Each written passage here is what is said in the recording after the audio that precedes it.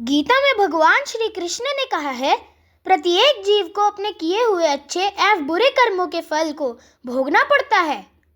आज मैं आपको इससे संबंधित एक कहानी सुनाने जा रहा हूँ। अगर अच्छी लगे तो लाइक, शेयर और कमेंट जरूर कर दीजिएगा। एक गांव में एक किसान रहता था। उसके परिवार में उसकी पत्नी और एक लड़का था। कुछ सालों के बाद पत्नी की मृत्यु हो गई। उस समय लड़के की उम्र 10 साल थी। किसान ने दूसरी शादी कर ली। उस दूसरी पत्नी से भी किसान को एक पुत्र प्राप्त हुआ। किसान की दूसरी पत्नी की भी कुछ समय बाद मृत्यु हो गई। किसान का बड़ा बेटा जो पहली पत्नी से प्राप्त हुआ था, जब शादी के योग्य हुआ तब किसान ने बड़े बेटे की शादी कर दी। फिर किसान की भी कुछ समय बाद मृत्यु हो गई। किसान का छोटा बेटा जो दूसरी पत्नी से प्राप्त हुआ था और पहली पत्नी से प्राप्त बड़ा बेटा दोनों साथ साथ रहते थे। कुछ समय बाद किसान के छोटे लड़के की तबीयत खराब रहने लगी। बड़े भाई ने कुछ आसपास के वैद्यों से इलाज करवाया, पर कोई राहत ना मिली। छोटे भाई की दिन ब दिन तबीयत बिगड़ती जा रही थी और बहुत खर्च भी हो रहा था।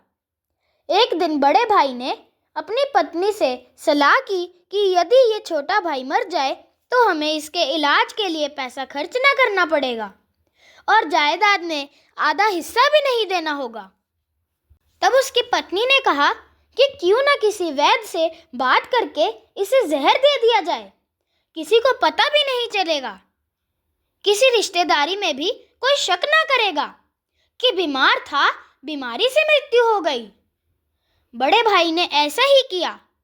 एक वैद्य से बात की कि आप अपनी फीस बताओ, ऐसा करना मेरे छोटे बीमार भाई को दवा के बहाने से जहर देना है।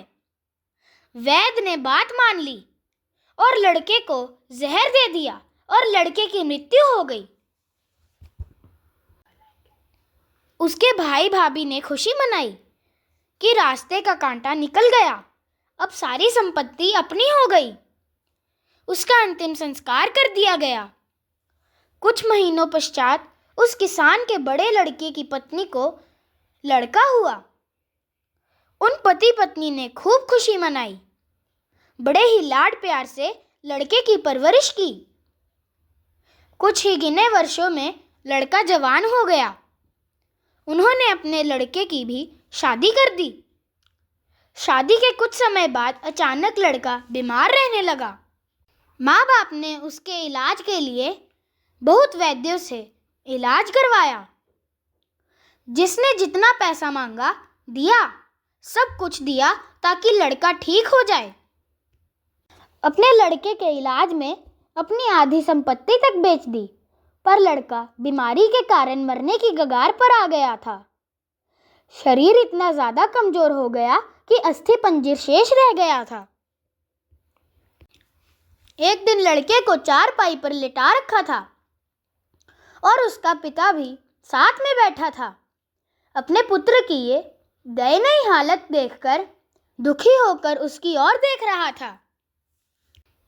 तभी लड़का अपने पिता से बोला कि भाई, अपना सब हिसाब हो गया, बस अब कफन और लकड़ी का हिसाब बाकी है, उसकी तैयारी कर लो। ये सुनकर उसके पिता ने सोचा कि लड़के का दिमाग भी काम नहीं कर रहा है बीमारी के कारण, और बोला, बेटा मैं तेरा बाप हूँ, भाई नहीं। तब लड़का बोला, मैं आपका वही भाई हूँ जो आपने जहर खिलाकर मरवाया था।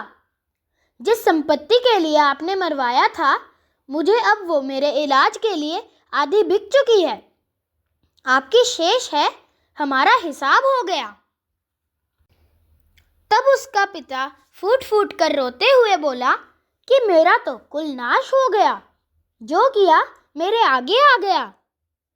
पर तेरी पत्नी का क्या दोष है जो इस बेचारी को जिंदा जलाया जाएगा। उस समय सती प्रथा थी, जिसमें पति के मरने के बाद पत्नी को पति की चिता के साथ जला दिया जाता था। तब वो लड़का बोला कि वो वैद्य कहाँ है जिसने मुझे जहर खिलाया था। तब उसके पिता ने कहा कि आपकी मृत्यु के 3 साल बाद वो मर गया था। तब लड़के ने कहा कि ये वही दुष्ट वैद्य आज मेरी पत्नी रूप में मेरे साथ जिंदा जलाया जाएगा। हमारा जीवन तो उतार चढ़ाव से भरा है, इसके पीछे हमारे अपने ही कर्म होते हैं। जीवन में ये बात हमेशा याद रखना कि जीवन के हर कठिन प्रश्न का जीवन में ही हल मिलता है। जितना अधिक हो गहरा कुआं, उतना मीठा जल मिलता है। कर्म करेंगे अच्छे वाले तो अच्छा वाला फल मिलता है। हंसते रहिए, मुस्कुराते रहिए, मस्त रहे, स्वस्थ रहे। ईश्वर की कृपा आप पर सदैव बनी रहे।